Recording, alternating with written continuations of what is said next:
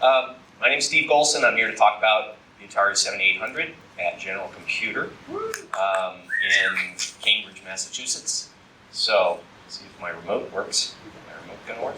There we go. So, who am I? So I'm Steve Golson. What was General Computer? General Computer was a company that started in early 1981 by a bunch of MIT dropouts. I'll talk a little bit about that story.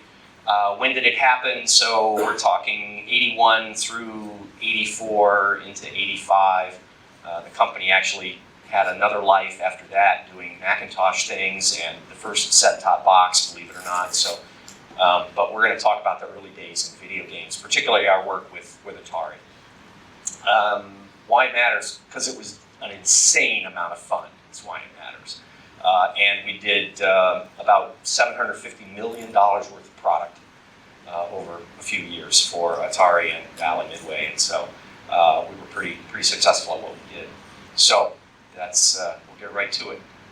If you want to know more about GCC, about General Computer, there's a few talks that have been done recently. I gave the talk at California Extreme last month, more on Ms. Pac-Man, and so you can look up some of the other ones that are online and some of the videos, so that's good fun. And also, our friends at Game Informer and Retro Gamer did articles recently on retrospectives of us. Again, more on Ms. Pac-Man, but today I'm talking more about the 7800 and the whole Atari side of things as opposed to the Ms. Pac-Man side of things. So, but I'll give you a tiny bit of background. So how to get started. So we're living in a dorm, this dorm McGregor House at MIT, and two of the students there, Kevin Kern and Doug McCrae, cutting to the chase here, decide, hey, we're going to start having the pinball and video games at our dorm that the current vendor had left under mysterious circumstances, and Doug happened to have an old video game that his brother had owned. He says, oh, well, I'll bring it in. And off they went. So they formed this partnership. Come on, there we go. And so they had the Pioneer, then the first pinball game they bought was Playboy. Yeah, at MIT, I think. Okay. I can take the jokes. It's been 30 years.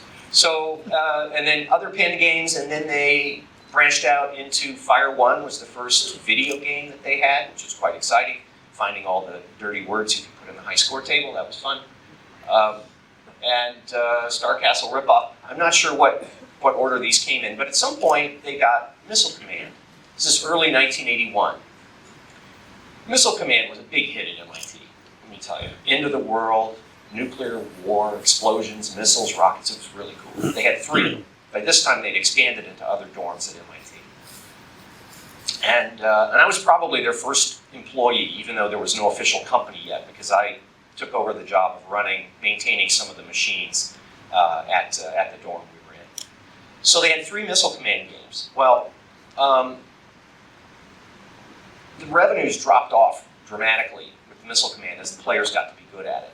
And so they said, well, we'll find a speed-up kit. There were these speed-up kits out in the market for Asteroids and Galaxian and things like that. Must be a speed-up kit for Missile Command. No.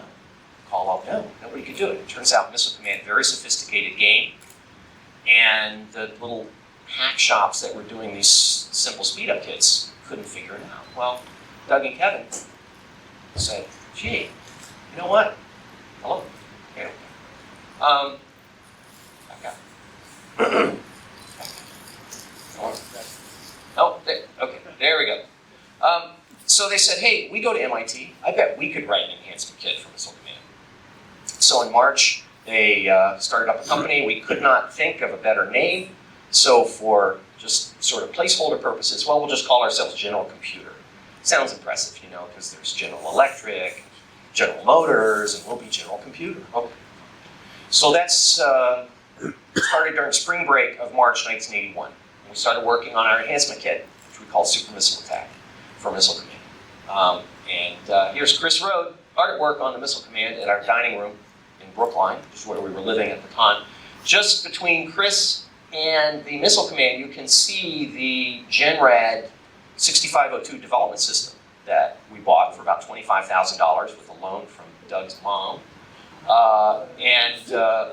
Got hard to work on that. It's a fascinating story. I'm just going to You have to listen to my California Extreme. I talk about it a bit more.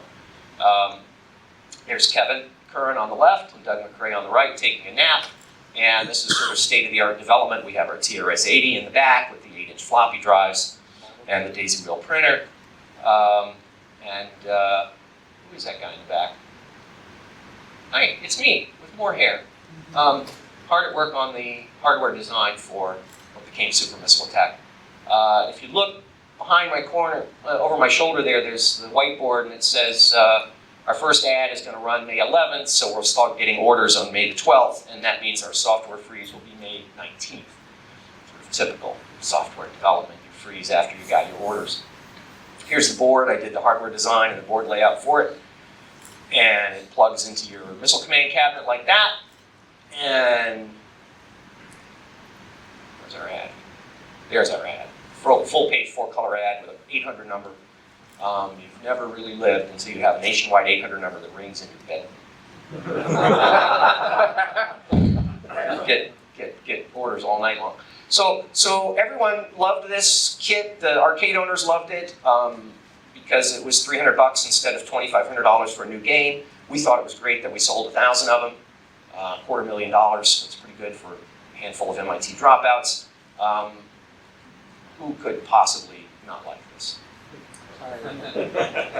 Well, Atari. So in July, Atari sues us for $15 million. Now, let's see. What did they complain about? Copyright infringement, false designation of origin, trademark infringement, unfair competition. That's my favorite. Atari, this billion-dollar company, suing us. Trademark dilution. So, sued us for $15 million. Well, if it was fun being an MIT dropout doing video game design, it's really fun going to federal district court. So we enjoyed that, and our first appearance in court. Oh, there we go. So July 31st, we're in court, and Judge Keaton did not go well for us. We had to stop selling our kit, and so off we go. We're like, I think Atari thought we were just going to roll over and be scared by the lawsuit. And we said, no, we're going to trial, and we're going to start discovery. So we started doing depositions of people like Ray Kassar, the president of Atari, because, well, we have to find out how much unfair competition we are for you. We need to go right to the top. And Ray wasn't very happy about this, apparently, and pushed back at his attorneys, and the attorneys were like, Ray, we sued them. You really have to go and do this. So, but that's how we got to meet Ray. Well, it didn't look too good for Atari, I think. The PR was really bad, and it was obvious we were going to keep designing games for somebody. It might as well be for Atari. So, October 8th, we signed a development agreement with them. So they're going to pay us $50,000 a month to go away, stop selling our kit.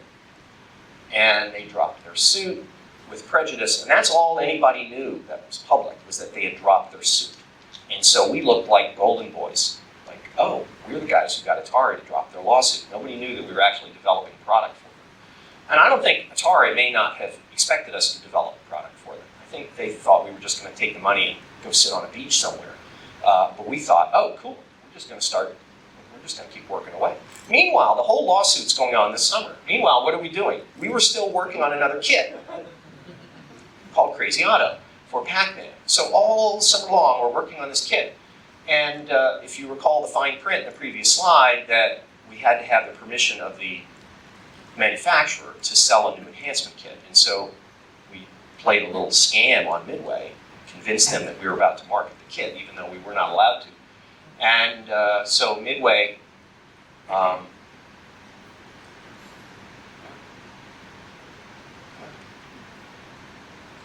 see, this was such a good idea to have my remote up here.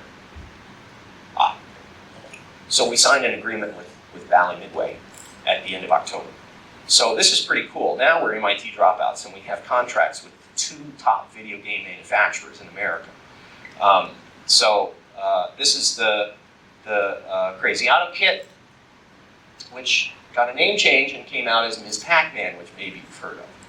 So that was, at this point we didn't know it was going to turn into the top-selling game ever in the United States, but we just knew it was going into production, and that would be kind of a cool thing. So, January of 1982, just as a little aside here, Time Magazine does a cover story on video games. It's a really cool cover story. You should get one and read it.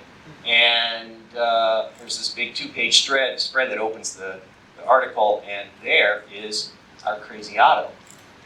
Strangely enough, Pac-Man scuttles about the maze. So there's 96,000 Pac-Man cabinets in the United States.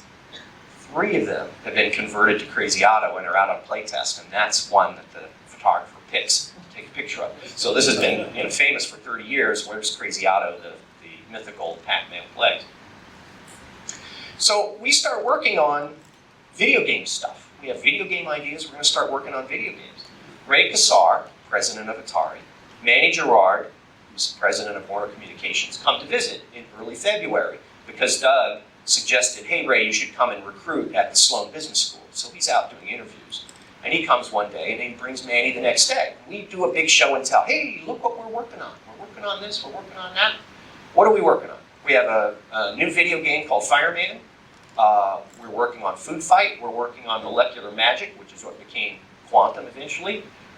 We've got music drivers that we're working on for arcade games, character development system, all sorts of things, right? All coinop. This is all coinop stuff. That's our agreement with Atari. We're going to do coinop development. Well, Manny is real impressed. He's like, oh, this is kind of cool. You're showing us some fun stuff. Hey, you know what? I'm going to be in town in a month. I'll stop in again. Oh, you're going to show off for Manny, right? So all of February, because he came in early February, and he's coming back in early March, all of February, we are just pounding in the hours so that when he comes back in early, oh yeah, Manny, look what I happened to get done over the past month. We're just going to wow this guy like you won't believe. So he comes back. This time he's got Skip Paul with him, who's general counsel of Atari. And they are incredibly impressed by what we were able to, oh, sure, no problem. Yeah, we've been working on this for this past month. Isn't he impressed? And then we all went to Disney World the next day, 17 of us. And that's a story totally in and of itself. I'll tell you about that. That was our February. What's going on at Atari in February of 1982? Well, what's going on at Atari? Okay, so here's this article from Mercury News. In February 1982, another group of VCS programmers threatened to leave. Okay, the first group left, that was Activision. The second group left, that was iMagic. So here's another group threatening to leave Atari, and there would be no VCS programmers left at Atari. So that's kind of a bad month for Ray and Manny. Threw money at the designers, so I guess they didn't leave. Okay, next slide. So Kevin got a phone call. It's an interesting phone call because Kevin wasn't even in his office. This is pre-cell phones, right? So they called Kevin. Who tries to call him? It's Ray Kassar, Manny Gerard, Skip Paul. They're on the phone. They got to get in touch with Kevin. They call his office. Oh, he's not here. He's at our accountant's in Boston. Give us the number. Okay. Kevin's at our accountant, and the phone rings. And it's like Ray Kassar on the phone. And the conversation goes something like this. Kevin, can you guys do VCS carts? Sure. Okay. How big are they? Oh, they're 4K bytes. Maybe 8K bytes. Kevin's thinking, okay, so the Super Missile Attack kit, that was 4K bytes. The Crazy Otto, that was like 8K, 10K bytes. He's gotten a feel for this. It's like, you're going to give us all the documentation, right? Yeah, sure. Let's send it to you. Kevin's like, yeah, sure, I guess we could do VCS cards. Okay, I've got 7. Need them done by September.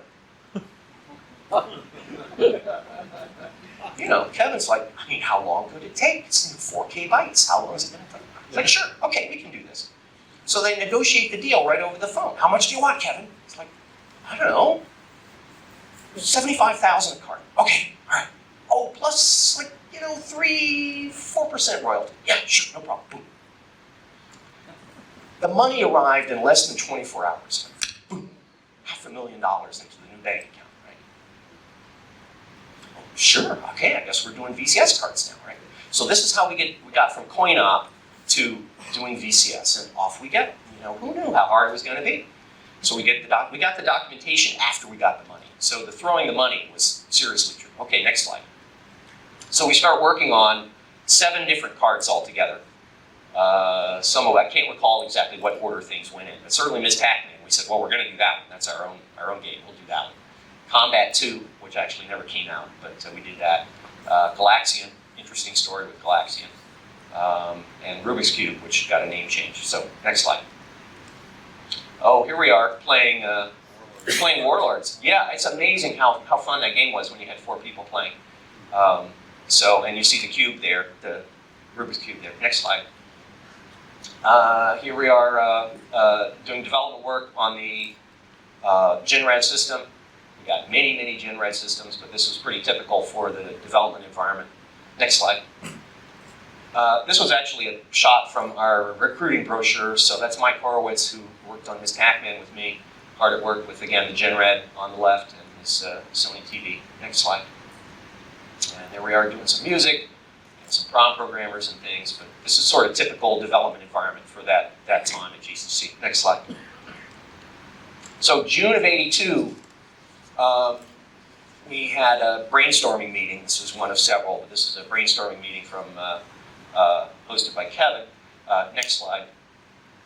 Interesting here. Kevin says, Manny Girard states, we can shape the future by inventing it. And Manny wants us, General Computer, climb up and down the corporate ladder, becoming involved in all aspects of Atari, not just video games. We're a supplement for Atari's in-house engineering.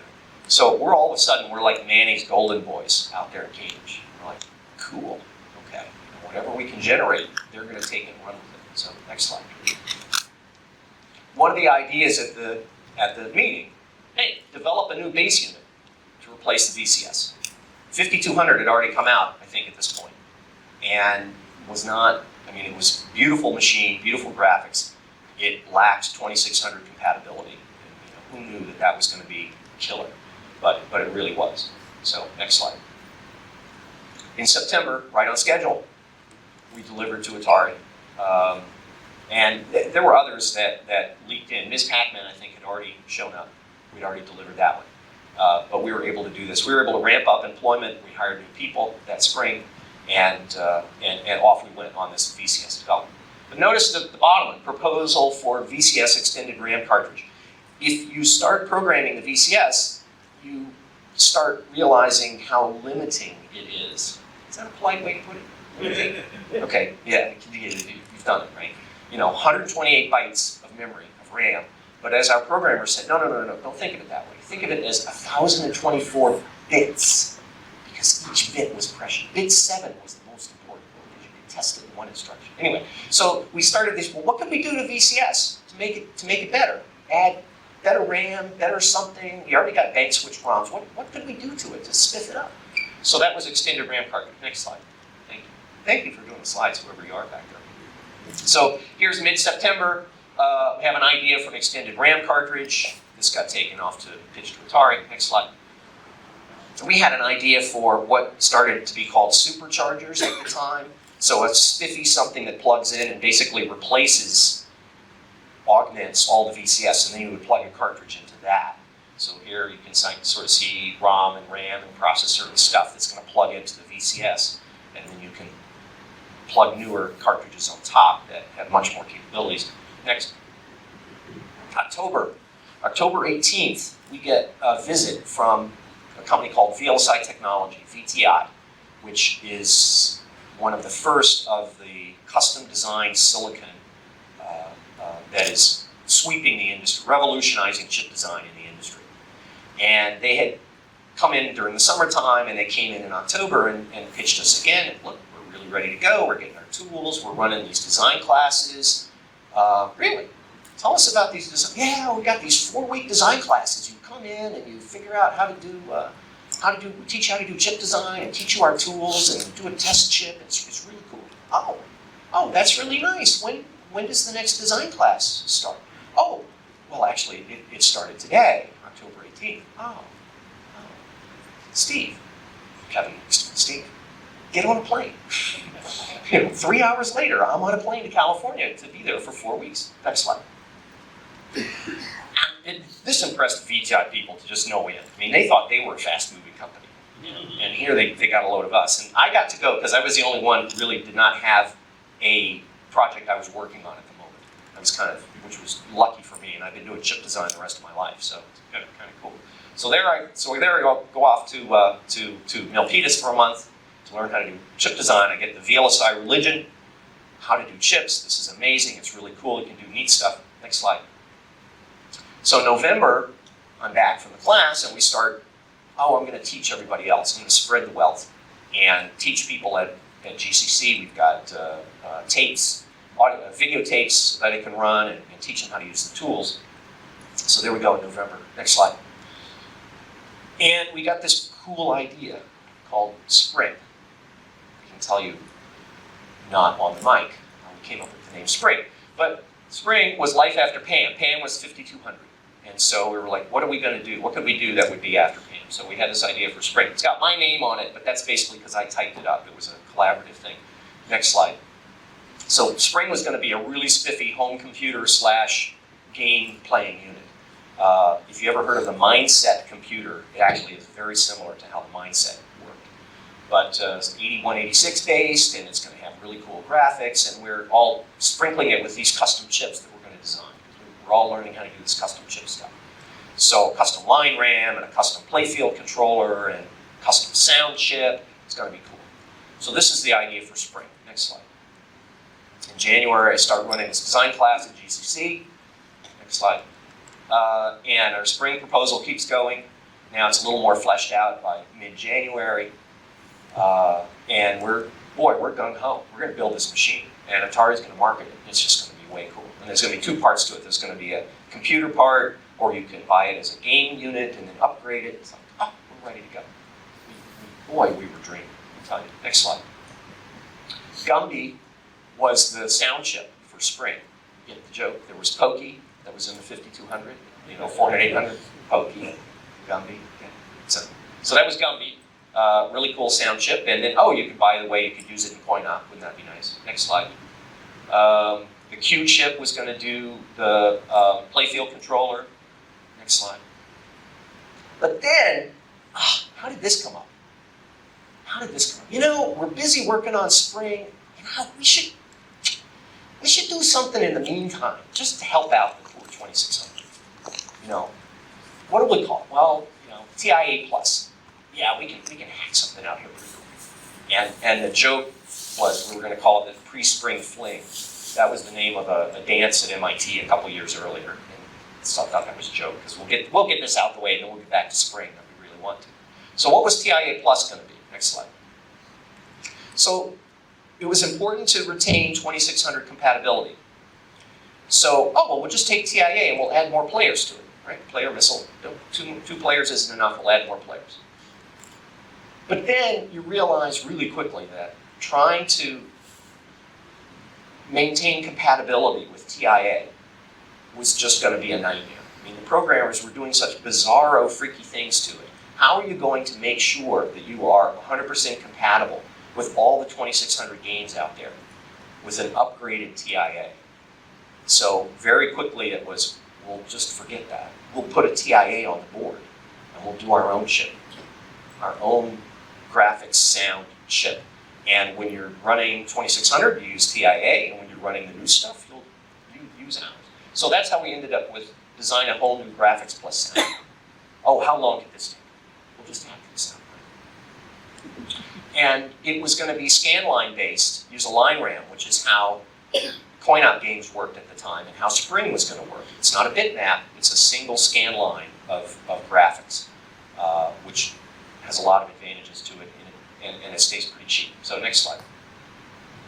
What are you going to call your spiffy new chip? Next slide. Well, there was TIA already, and Art Ing mentioned this. Next slide. There's this liqueur, right? Tia Maria.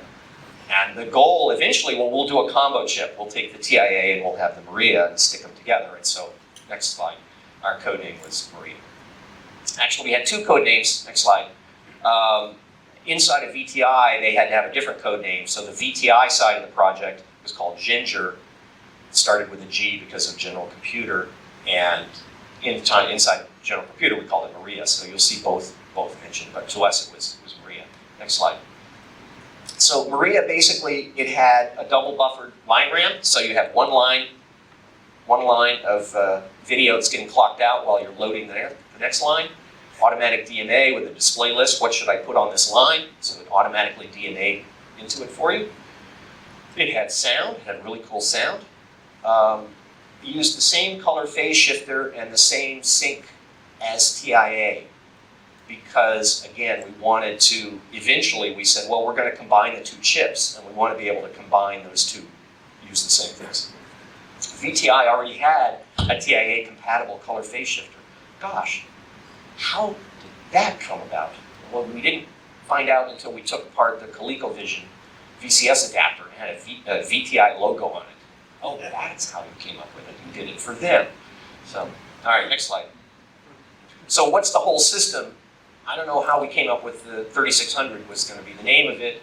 So it's completely 2600 compatible, but there'll be more RAM. It'll have the spiffy graphics. It'll have spiffy sound. And we'll expand the cart connector so that you'll have all the address bits and the read-write bit out there so you can do stuff out on the cart. All right, next slide. Gary Boone. Got to mention Gary Boone.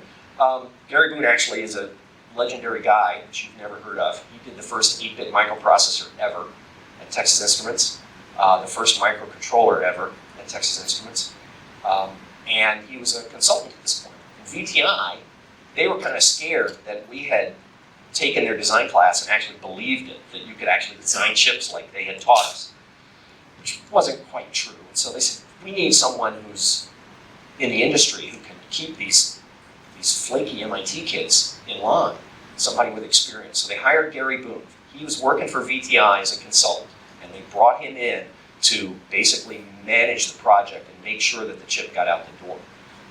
And we nicknamed him, over the project, we nicknamed him Darth Vader, because he would come walking into your office and start breathing, you know, do you have your module done yet? Oh, okay. Gary's a wonderful guy. He's a good friend still. So, but that's mention Gary Boone. So next slide. So here's our schedule. We're going to start 1st of April, and we'll tape out by 1st of July, and we'll be done in time for December of '83. We'll be in production, and we'll have these boards in the store, and we'll be ready to go. We were ready to do it. We'd started software and everything. Okay, next slide. So by April 6th, here's a status. Yep, we actually have our I/O figured out and rough schematics, and so first week of next slide. We're good. So here's a note from Gary back to VTI. Enthusiasm is great. These guys work at all hours. Yes, we do. So we were just zipping away there, starting with the 1st of April. Next slide. Go to Disney World again. Next slide. That was great fun. Oh, so here's Gary's status report back to VTI in April. And he says, GCC thinks there's a good chance Atari will drop the ball somewhere. What gave us that idea? And that we won't make it out for Christmas of '83. But that we're still confident that Christmas of '84 will still have a good product. It'll still be worth doing. So we were already thinking that it might take longer for whatever reason. So next slide. Here's the project status from late April. Next slide. From Gary's point of view, back to VTI, it's Project Ginger. Next slide. So here's the schedule. Again, early July, we're going to be ready to tape out. We'll get parts back in late July. Next. It still had sound. Here's part of the sound schematic. Next slide. Spring hadn't died yet. Spring, we're still thinking this. We're just going to hack this little 2600 thing out the door, and then we can all get back to spring. So we're still talking about spring at this point. Next slide. And big brainstorming about the spring and what we're going to do and how we're going to. So there's this, but more and more of the company is starting to go over to this 3600. Next slide. So here we are, April through June. We're working on the Maria chip. We're working on a TTL breadboard for it so that the software people can start programming it and get their software going. Game system, mini game carts, and a proposal to do a home computer version. So next one. Here's John Mrazek working on his 7800. This is a sort of a stage shot. It was from a recruiting brochure that we used for the colleges, and he's looking at Centipede, and part of the reason that he's having trouble is he's holding the Robotron listing. So that's sort of that. Here's a little inside joke for you. So we reprogrammed the Genrad so that when the machine halted, instead of putting up the boring, machine stop halted message, it says, "He's dead, Jim." Such Trekkies. So, but there you can see the prototype sitting on top there. So there he's working away. Next slide. This is again another stage shot from our recruiting brochure, because this isn't really how you design chips, although we did have Coca-Cola. That's Tom Westberg on the left and Chris Rode on the right, and that's a plot of Maria. Next slide.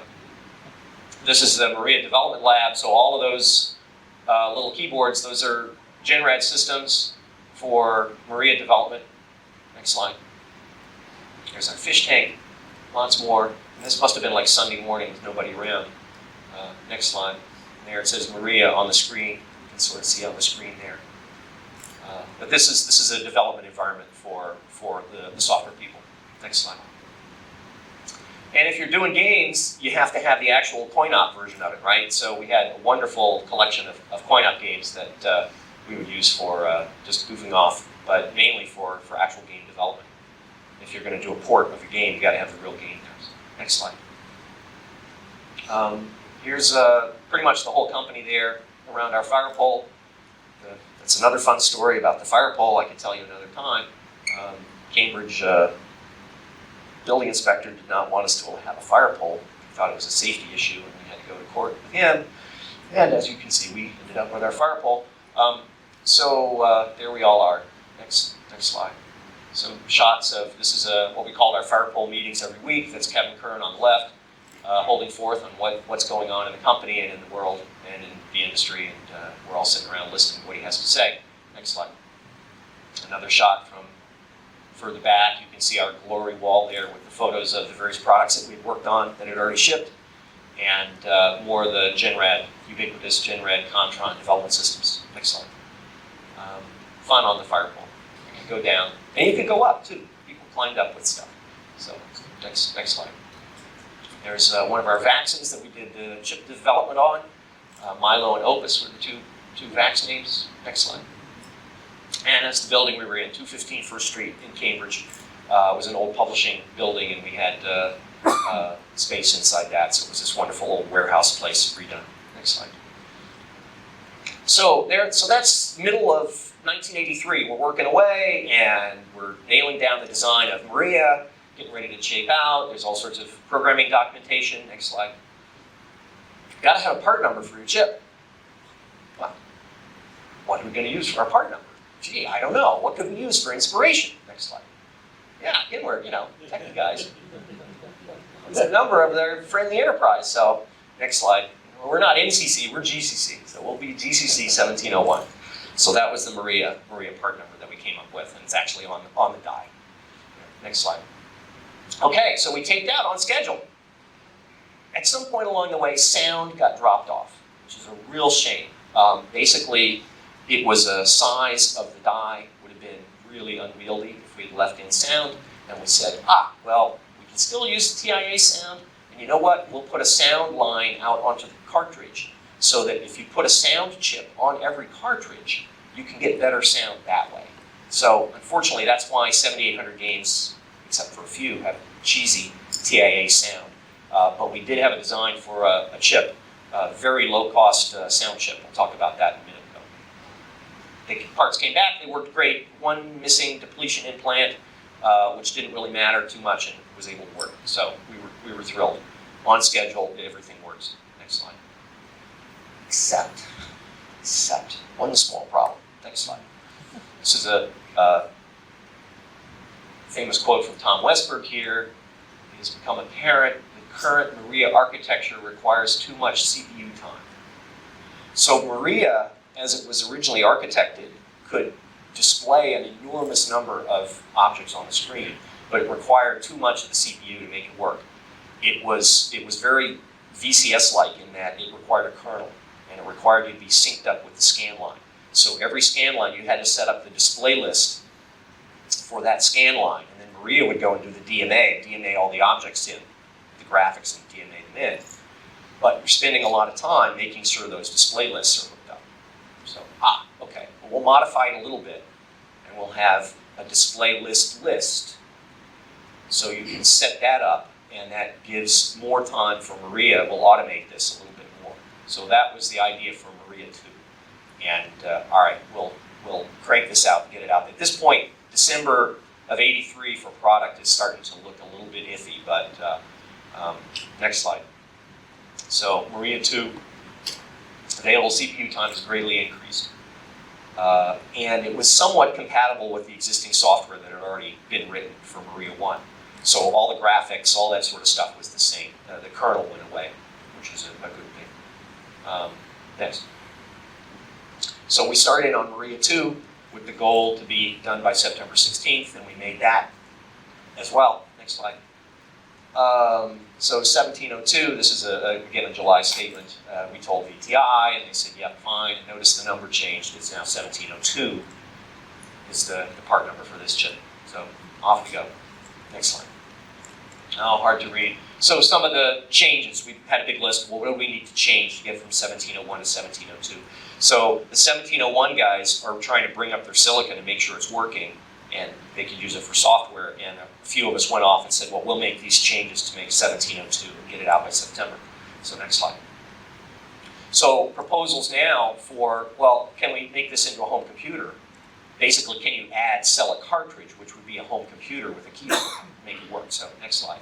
So we started having several proposals for the 3600 home computer. And what software you could do, word processors and game designer, basic. Next slide. Thank you. A logo cartridge. Next slide. Game designer for the home computer. So you could design your own games and play them, so it would be software to support that. Next. Educational stuff. Next slide.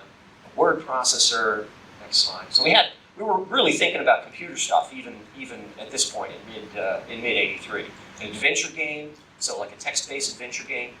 Next slide. High scorecard.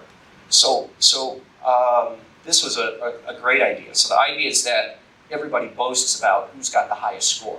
So the high scorecard would be a little gadget that would have 2 slots in it. You plug it into your machine, and then you plug your cartridge into that.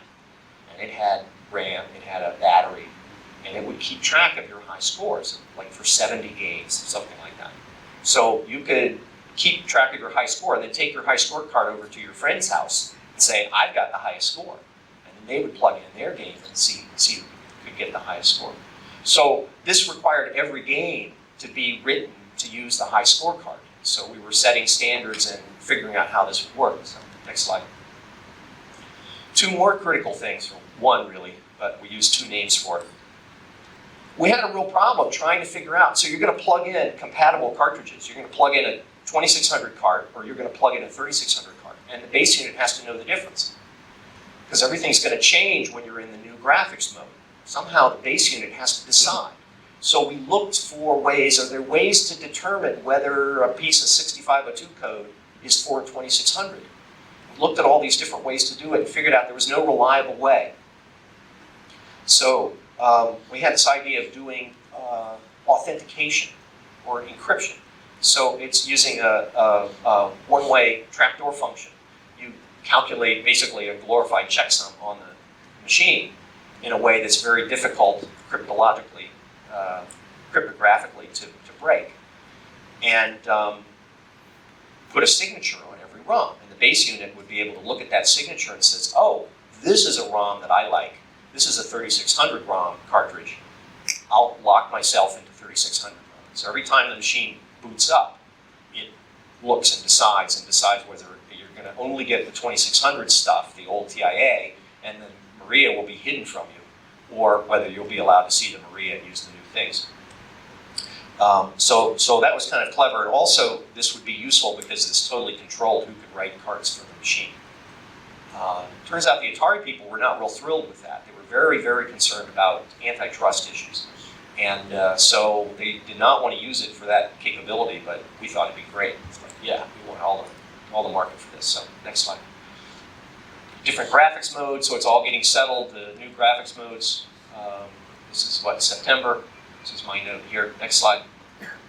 Mini Gumby. I mentioned the sound chip. So Gumby was the chip for Spring. Well, that was going to be a big expensive thing. If you want to put one on every cartridge, it's got to be really, really cheap. Well, we'll call it Mini Gumby. It's not a full-blown Gumby. Eventually, that got shortened more to be Mini. But so we're working away on the Mini Gumby sound chip. Next. So Maria 2 tapes out September 17th. I guess we were a day late. And parts back at the end of September, and they worked wonderfully, except for the couple problems that we hadn't noticed yet. Next slide. So this is notes about how to program Maria 2. Next slide. And the software guide. So this gives you a little overview of, so what's in the 3600? So you've got 4K bytes of RAM. You have the 6532, which does your I/O, and that's your 2600 compatibility. You have TIA, which again is your compatibility, but unfortunately is doing your sound. The Sally microprocessor running faster. It's running at a blistering 1.79 megahertz instead of 1.1, which was what 2600 did. And then Maria's doing all the video. And the cartridge slot got expanded so that it took 2600, but then it expanded to have the extra slot, extra signals for extra address lines and read-write. Next slide. Maria graphics. So again, there's no players, missiles, play field, none of that stuff. It's just a line RAM, a single line of your graphics field, your bitmap. And you decide, I want this character here, I want this character here, I want this one here, this one here. And depending on what order you DMA it in, well, which one is in front, right? So you can control the priority that way. So this is how video games worked, coinop games worked. So we were doing it here in Maria. Next slide. The display list. Next slide. And display list. That was called a zone. So that's how this all worked. Next slide. And here's the screen. And of course, we're still happy with Miss Pac-Man. So she sort of shows up everywhere. That's what that's how the screen looks. Next slide. Security ROM. So this is the encryption. And so again, programming standards where you had to leave a spot in the ROM where that's going to be where the signature will be encrypted and put in there. So next slide. So this is a really interesting meeting. At the end of November, Tom Westberg goes out to Atari and pitched this or talked about what was going on with the Atari folks. And they talked about what was going on with 5200. They wanted us to use a cost-reduced TIA. They wanted to go right ahead with a TIA Maria combo chip. Next slide. At this point, it was going to be called the 2600 GC. I can't remember what the GC stood for. 5200 was still around. It's going to still keep going. They really liked the 3600. So folks inside Atari were pretty happy with us. Next slide. So in December, man, lots just going on in December. We started working on a PAL version. The international folks were so thrilled that something was being done for them because they never got 5200. And 2600 was really long in the tooth. Maria, the games would be fairly straightforward to convert from NTSC to PAL. And so we started working on a PAL version of Maria. We started working on the video disc interface. There was an expansion port on the side of the card. And the plan was to interface with video discs and do video disc overlay. GenSync could sync it up. Final silicon. So Maria 2 had a slight problem, and that turned into Maria 2A, which VTI did on their own before we told them that we hadn't finished checking. And so Maria 2B was really the one that we could go to production in, we thought. So other fun things, home computer, Mini Gumby scheduled to tape out. Next slide. But we're still thinking about Spring. We haven't totally forgotten, even though nobody's really working on it. So what are we going to do after we're done with 3600 and get this out the door? So we're talking about using our wonderful VLSI experience to still do really cool graphic stuff for some sort of a spiffy or home computer unit. Next slide. Oh, so Winter CES. This is January of 1984. Next slide. So here, this is a fun story. So January 6th, we're flying out. Let's see, we're going to Las Vegas. Oh, we can fly through Chicago. Oh, how long are we on the ground in Chicago? Let's see, an hour and 8:15, leave at 9:50. Gee, we're on the ground for an hour and a half. What can you do for an hour and a half in Chicago?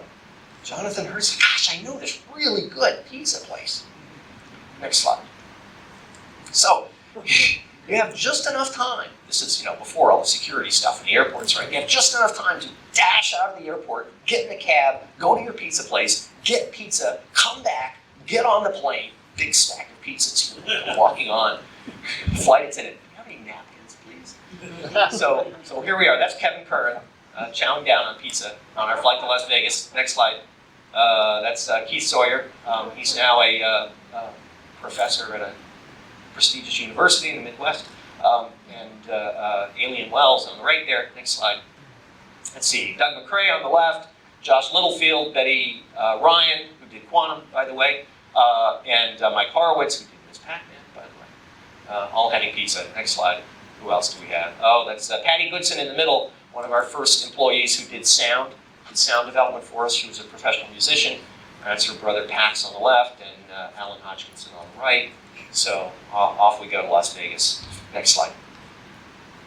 So we go to CES and we're a General Computer, right? But we're in the Atari booth. So we actually had 2 sets of badges that we had to wear. When we're in the Atari booth, we have to pretend we're working for Atari because nobody's supposed to know about this flaky General Computer off in Boston, right?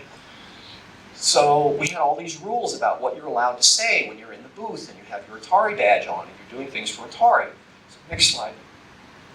Except that we had shipped our prototype cartridges to Atari with this little sticker on them because we wanted Atari to send them back, right? Well, they just put them right out on the show like this. So you're going out to the show and people are like, who's Doug McCrae? Who's General Computer? So all our secrecy was kind of for naught, kind of a pain. Next slide.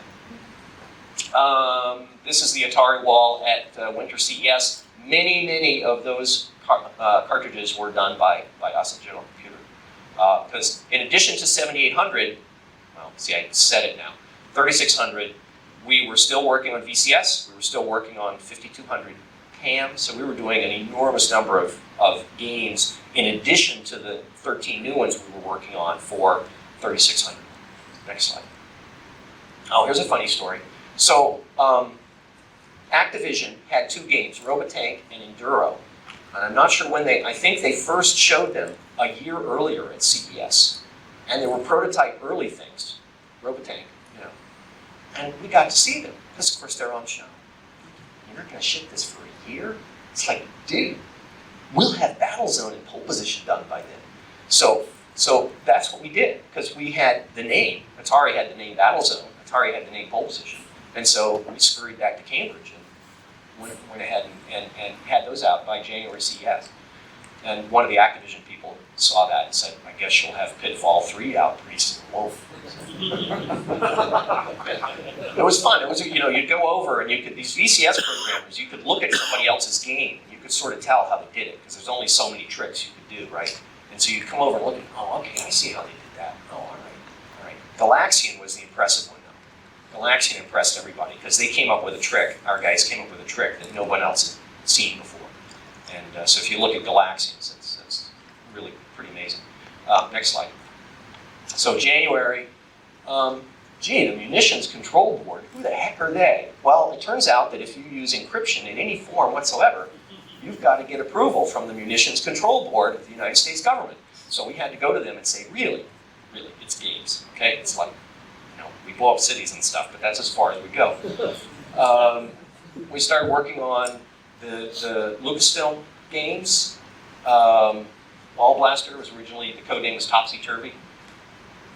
And the encryption ROM, the base unit ROM, which was going to do the authentication stuff, was going to have Centipede built in. So we did a version for that with Centipede built in. And Atari came up with 7800 ProSystem as the official name. And we kind of liked 3600 because we were used to it by now, but as Doug McRae said, but 7800 is just twice 3600. And then he'd wait for you and you'd go, yeah, and no. 7800. So that's the name. So that's this. Okay, next slide.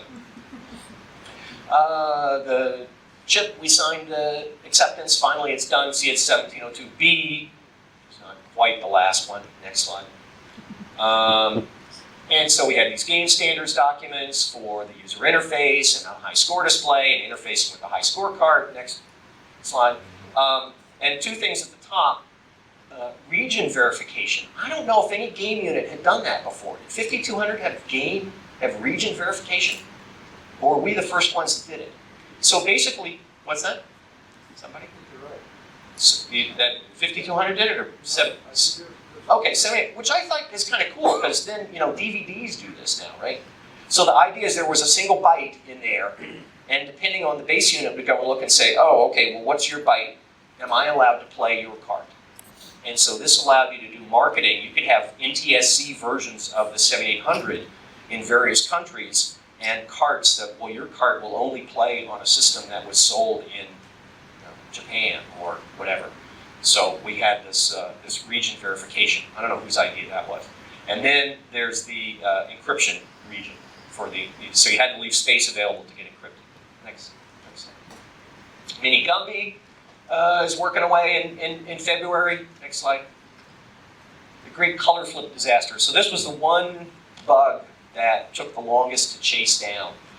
Color flips. The colors would randomly change in your game as you were playing. And us hardware guys, we of course knew it was a software problem. And the software people, of course, knew it was a hardware problem. And it took us quite a while to chase it down. And for a while, the way the software people got around it was like, every frame you would reload the palette. There's 25 colors in the color RAM, and they'd reload it every time because they were somehow getting corrupted. But we were finally able to chase it down, and it was an interference with the way DMA was accessing, and during the idle time on the bus, and so a pull-up, and that solved the problem. So that was the great color flip disaster. Next slide. So in February, Atari says, "Oh, okay, we like this now. We're going to do 200,000 this year, not 50,000, right away." And they figure they're going to do 1 million in 1984. So, wow, that's pretty cool, pretty amazing. And we start working on a custom chip for the 7800 keyboard computer. So this is a cartridge that's going to plug in, have a little cable coming off to a keyboard, and we had to do this custom chip called Anna. So we're starting to work on that. Next slide. The keyboard, so we had all sorts of software that was going to play on the keyboard. If you bought the keyboard, you could buy cartridges to do software with. Game Designer, word processor, logo, Atari Lab, all kinds of neat stuff. Next slide. Who's working? Hey, go to Disney World again. Third time. More people every time. Took more and more of the hotel. Next slide. So by April, the security ROM's finished. At this point, they said, okay, there's going to be no Centipede in it. Maybe we'll put pole position 2 in it. And then, no, so let's do the security ROM all by itself, and we'll keep pole position 2 as a separate ROM, as a separate cartridge built in. High score card got accepted, which we were really thrilled with, because we thought it was a cool idea. The 2 Lucasfilm games we're working on, and finally, the final version of Maria 2C, there was a pull-up in the wrong spot to save money. We added a pull-up on one of the pins, and we put it in the wrong place, and so it ended up costing money instead of saving money. Pain. So, next slide. So what are we doing? Oh, and then someone had a brilliant idea. We're going to do the keyboard computer a little bit differently. We're not going to plug it in through the cartridge slot. We figured out how to make it work through the joystick connector. And we put together 2 prototypes in 26 hours. So that's the keyboard that was going to be actually shipped, how that was going to work. And that let you use standard Atari peripherals. It was a pretty slick idea. Next slide. Tom gives us a nice guided tour of how Maria 2 works. Next. Moves blocks of data. into the line RAM and then syncs it out and does it. So basically all the DMA, the line RAM builds a single scan line. We have 2 line RAMs, so one's outputting while the other one's getting loaded. Next slide. Objects in memory, and there's a display list, and then there's a display list. Next slide. And that's sort of how Maria 2 looks, with the line RAM on the left there at the top, the color map RAM at the bottom, and all the DMA stuff on the right-hand side. And no sound, unfortunately. So, next slide. Very complicated graphics modes we had. Direct DMA and then indirect DMA, so you could have characters on the screen. Next slide. So what's the schedule going to be? This is one of my notes. So May 21st, it's going to get announced and shown. June 5th, we're at CES, and first public sale late June, early July. No, Joel Oberman says middle July. But that's our schedule as of middle of May. So we're gearing up for a huge, big announcement, May 21st, on the Intrepid Museum at New York City. Next slide. And then moving on into June at Summer CES. So next slide. So off we go to June, and Atari will be officially introducing 7800 ProSystem. However, life hasn't been quite so happy over at Atari recently. And so there's some notes there about, let's see, it must be on the next page. Yeah, next slide. Party line. Don't talk about Atari. Don't talk about who you work for, just General Computer. Wear your Atari badge. Atari reorganization and layoffs, no comment. So we had to remember what we were allowed to say. So, next slide. This is the press releases for CES. Again, given the recent reorg and reduction of workforce here at Atari, let's express a positive attitude towards Atari, our products, and the video game market. Well, that was fine by us, because we were really thrilled with this product and thought it would be just the killer for December of '84 for Christmas. Next slide. So this is the press release, made possible by a custom semiconductor chip nicknamed Maria, amazing 7800 ProSystem, technological advance, that it plays all the 2600 cards. Next slide. State of the art for video games. Oh, everyone's happy about this. Next slide. New high score cartridge. So, it's like, wow, they're really, really cranking out the marketing for this thing.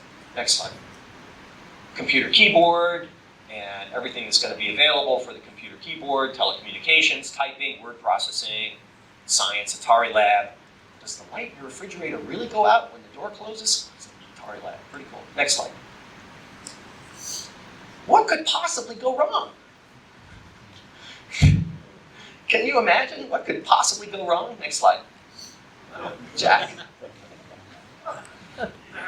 I heard someone else's nickname for him this morning at Lucasfilm. We called him Kindly Uncle Jack. Not quite sure where that came from, but we did. So Jack Tramiel takes over Atari, and what does that do for us? I mean, we had this deal with Atari. I don't care who owns Atari, we have this deal. Jack says no.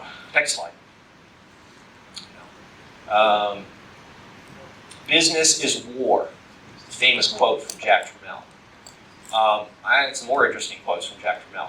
So when we sat down to talk to Jack about what are we going to do the next slide.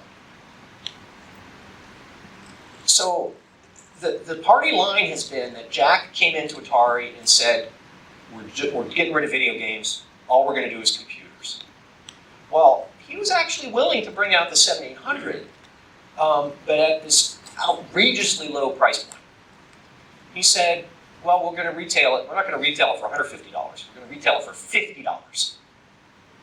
And the carts will be half the price that we had planned. And by the way, we'll do a cost-reduced 2600, and we'll sell that for $40. So here's my quote from Jack. So, Jack, how's this going to work? So, Jack, you're going to sell the units to Kmart and Toys R Us for $50. and then they're going to turn around and sell it to the end user for $50. He's like, yeah. It's like, Jack, how are they going to make any money? He says, there's only enough money in this for one person, me. Kmart. You know, how's Kmart going to make a living? They'll sell socks. Like, okay, at least the man's honest about it. It's like, look, the money's just for me. Okay, well, this was a real problem for us at General Computer because we had done all this work thinking that we were going to partake in the royalties from the sales of the machine as it went on. And the negotiations went back and forth and back and forth. Next slide. And it's gone. So we sort of went our separate ways, which was a real shame. But that was sort of the end of it. Sort of. Next slide. That's where all your development systems go when you stop doing development on your game unit. So that gives you an idea of how many people we had working at once on Maria and VCS and PAM. Next slide. We did have an idea to keep reusing Maria though. Next slide. If we're going to do coinop still, why don't we use the spiffy Maria chip to do our coinop? Could we do a really low cost, high performance arcade game? Next slide. Use a 68,000 and 2 Marias, and so we're talking about this in July. And next slide. No, it's dead. But it's not totally dead. It's dead as far as we were concerned. Basically, we got paid off. They sent us a check. Here's it. This pays for everything. You guys are done. But there's still these 7,800 sitting in a warehouse, and they still could go ahead and build it. And so in 1986, 2 years later, we brought it out. Next slide. 1988. What's the number 8 top-selling toy in 1988? 7,800 ProSystem. It's pretty astonishing that this 4-year-old system could still do okay. Part of that was the incredibly low price, but part of that was the quality of the of it. So anyway, next slide. So these are products that we did for Atari. Some of them. This is just this is not coinop. This is just the home units. As I said, it's about $500 million worth of product that we did for Atari. So it was quite a fun ride. Next slide. Unfortunately, I'm out of time now. I was much more eloquent than I should have been. But I appreciate your listening, and I'd be happy to take questions offline here because I think we have our next speaker is coming up any moment. Do we have a few minutes? Okay. Okay, we have a few minutes. Any questions? Questions? Sure. What was the feeling about the crash, the 1983 crash in the company? Did you have any? In the 83 crash? Yeah.